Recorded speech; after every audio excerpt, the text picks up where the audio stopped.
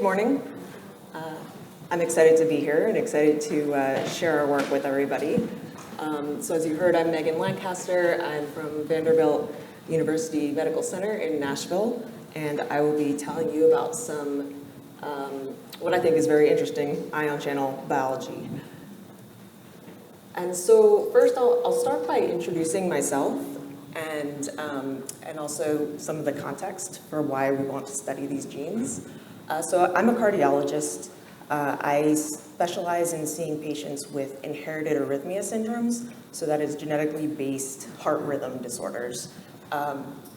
Some of the ones that I see include long QT syndrome, Brugada syndrome, progressive conduction disease, and these syndromes are really important to diagnose and treat because untreated they can cause sudden cardiac death in young, otherwise healthy individuals. However, this sudden cardiac death is preventable if we can identify the carriers of these pathogenic variants, the people who are susceptible to these diseases.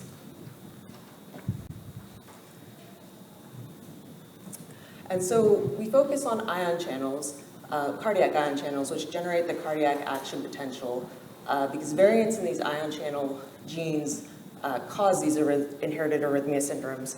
And what's important is that these are clinically actionable variants. On the right, I'm showing an illustration of the cardiac action potential. And so this is the electrical activity of a single heart cell during a single heartbeat. And so you can see that rapid upstroke, plateau, and then downstroke or repolarization. And this is generated by a kind of carefully coordinated sequence of ion channel activity, so currents going through a variety of ion channels in the cell membrane. The two that we focus on are SCN5, is the fast sodium current, which is encoded by SCN5A, responsible for cardiac depolarization, and the slow delayed rectifier current encoded by KCNQ1, which is important in cardiac repolarization or return to that resting potential. So for most of my talk, because of time limitations, I'll focus on KCNQ1. And so this is the primary gene involved in the long QT syndrome, as well as Dravet-Lang-Nielsen syndrome. The protein is composed of 6 transmembrane helices, forming a voltage sensing domain as the channel opens and closes in responses to changes in membrane voltage, and a pore domain, which is where the potassium ions actually travel through, as well as some cytosolic domains involved in signaling. On the right is shown the monomer of this protein, and importantly, this actually forms a homotetramer to make a functional channel. So we'll get to that later. And like most genes involved in human disease, KCNQ1 suffers from the VUS problem. That is, most of the variants that we've identified in this gene are variants of uncertain significance. We don't know if they cause disease or not.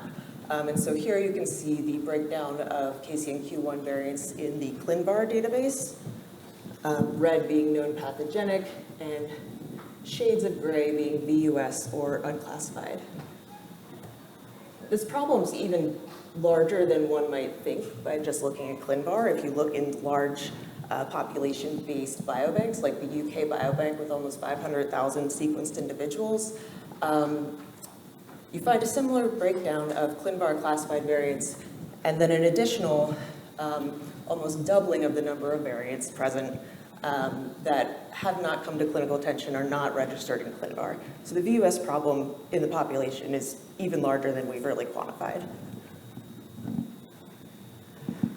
And I don't need to tell this audience, but mutational scans are a fantastic approach to this problem.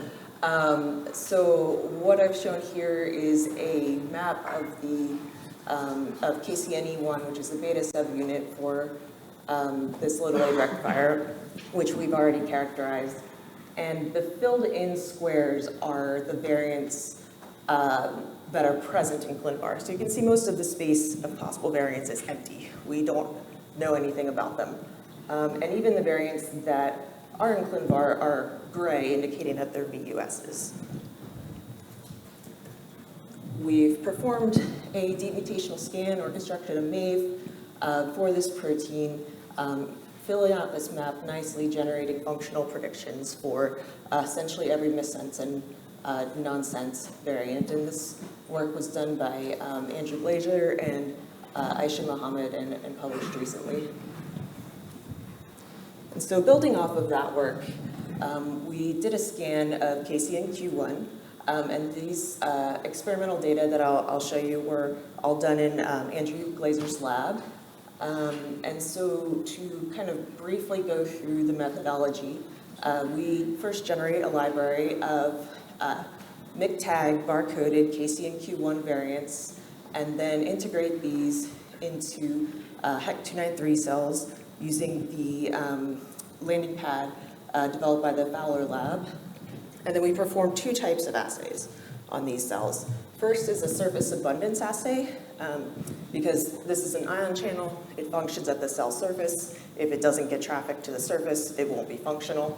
And so we use fluorescence-based sorting to sort based on channel expression on the surface, assign a score of trafficking or abundance. That score can be expressed in a heat map. The second assay is considered a functional assay, and so in this assay we incubate the cells in a triple drug media that selects against cells with functional channels. And so with this differential survival, again, we can assign scores based on whether there's a loss of function, wild type-like behavior, or gain of channel function, and then summarize that again in a heat map. And so here's our map for KCNQ1 cell surface expression or abundance. And just kind of taking a 10,000-foot view, the red indicates loss of trafficking, white is neutral, blue indicates gain of trafficking. And you can see, even just kind of stepping back and looking broadly, that there is structure to this map. We find good correlation with established single variant measurements, as well as variants with known ClinVar classifications. So known benign variants largely have wild type-like scores. Known pathogenic variants, many have loss of abundance scores, although not all, which we'll get to. And the VUSs have a bimodal distribution, which is consistent with the idea that many VUSs are probably benign, but an important sizable subset are pathogenic. We can also look at the behavior based on variant type. So the nonsense variants up to residue 610 all have loss of trafficking. The late nonsense variants actually have normal or even gain of trafficking, which is an interesting finding we'll discuss. Synonymous have wild type-like behavior, and missense again have that mostly bimodal distribution, where we have some with loss of trafficking and some with normal behavior. This is the functional map, so that second assay that I described looks very similar to the trafficking map, but with some key differences. And again, we find good correspondence with single channel or single variant experimental data.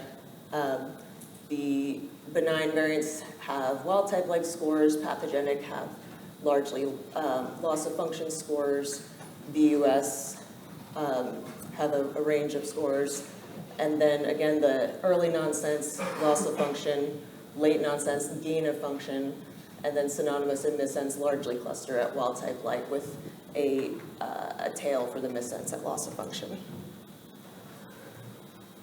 And so we can use these maps to gain quite a few biological insights. In the interest of time, I'll summarize just a few of the interesting ones here. So first, we can compare for each variant the abundance versus functional score. And you'll see two clusters. One is on the upper right showing, ooh, I have a laser pointer. Let's see if it works. There we go. So showing where both the functional assay and the abundance assay agree that this variant behaves normally. There's a cluster at 0 where both assays agree the variant has a loss of function. But then there are variants that don't fit neatly into that binary. I'll draw your attention to these here, which have normal trafficking, but a loss of function. And so we call those gating variants because we hypothesize that they're important in the opening and closing of the channel, so the primary function of the channel.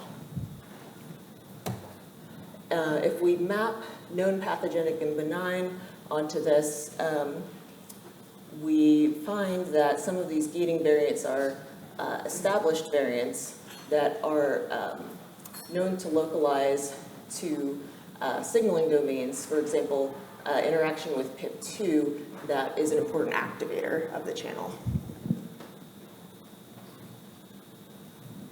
We can find additional structural insights. So this is a 3D mapping, or a mapping of our scores onto 3D representation. You can see there are certain hotspots, whereas other areas are fairly insensitive to variation. We see certain regions that actually, with variation, have a gain of function.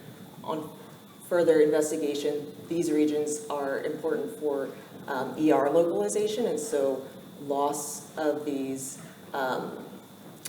leads to less sequestration of the protein and a gain of function.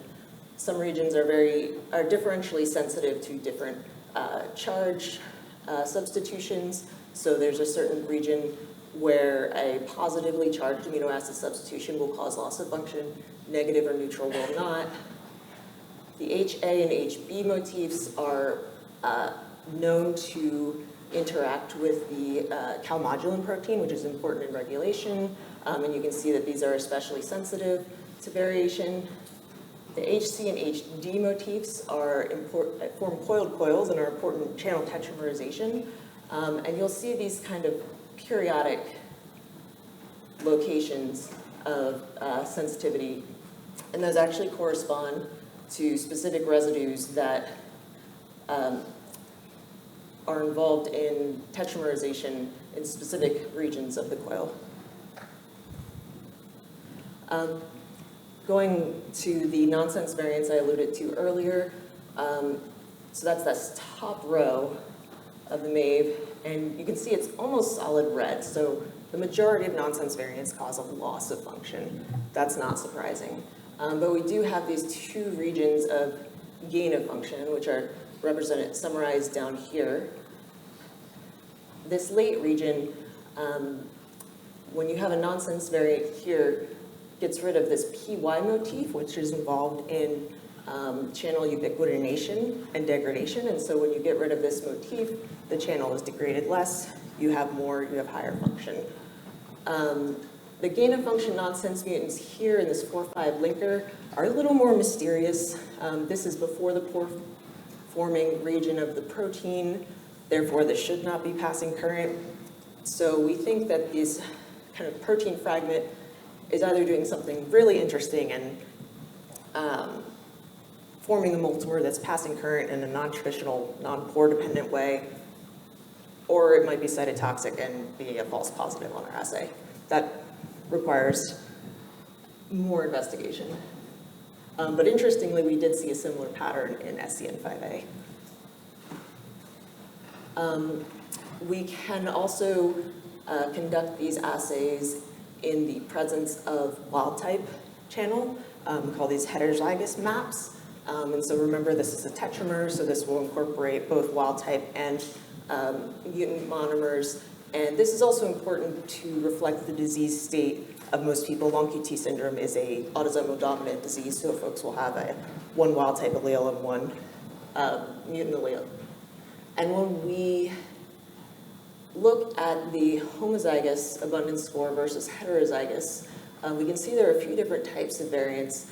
Those that are loss of function on the homozygous assay, but retain their function on heterozygous assay in the presence of the wild type, we're terming haploinsufficient, having a haploinsufficient mechanism, whereas there's a subset that even in the heterozygous assay are still loss of function, and we're terming those dominant negative. This is how the dominant negative variants map. And we can also see how these map onto the 3D structure. And we see there are some specific hotspots in the cytosolic domain of the voltage sensing domain, or the cytosolic side of the voltage sensing domain, as well as the selectivity filter. We can also look at known pathogenic and benign variants to assess how our assay performs. We actually find that among the 4 different assays, the homozygous function assay does the best as a classifier with an area under the curve of 0.94. We can also apply the ClinGen odds path method to determine the strength of evidence at which these results can be applied to classify variants. And we find that these, our MAVE scores can be applied at a BS3 moderate level, so provide a moderate level of evidence towards classifying a variant as benign, or a PS3 strong, so a strong level of evidence towards classifying a variant as pathogenic. Looking at clinical data, so here we're looking at cases from a long QT syndrome registry versus controls taken from NOMAD. And you can see that those with deleterious abundance or function scores have a greatly elevated risk of being a case, with odds ratios of 2 to 400. We can also compare these to alpha missense scores, which have a similar but not quite as good odds ratio. And then this is my home. Other than clinical work, I do biobank work.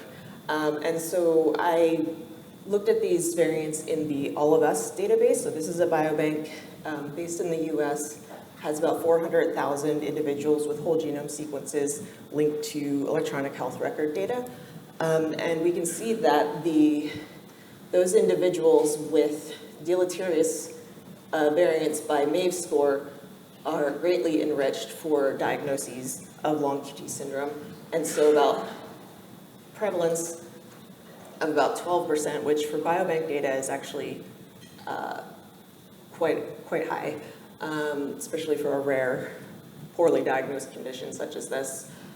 We can also calculate odds ratios, adjusting for different covariates, and we find that both known pathogenic, likely pathogenic, and our deleterious scoring variants confer an elevated risk of long QT syndrome diagnosis.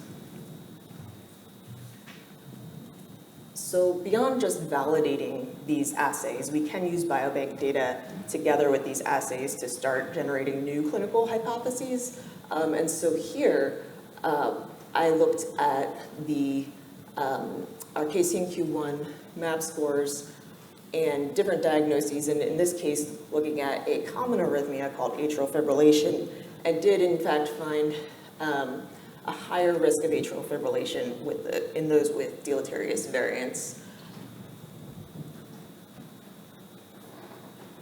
And then in the interest of time, as I stated, I won't speak too much about SCN5A, just kind of showing you a preview of some of our data. We've generated a map for over 16,000 variants in key domains of the protein. This has good correspondence to lower throughput, single variant measurements, ClinVar variants score or ClinVar classified variants score as we would expect. And then one interesting aspect of this data is looking at the SCN5A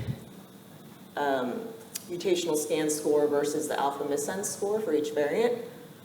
Here we have variants that both alpha missense and the deep mutational scan agree are normal or wild type like. Up here we have variants that both agree are loss of function or deleterious. But these variants here are measured as normal on our assay, but deleterious predicted by alpha missense. When we looked into these more, these seem to be located in the transmembrane helices, and from what we can tell, alpha missense is wrong here, is overcalling these variants.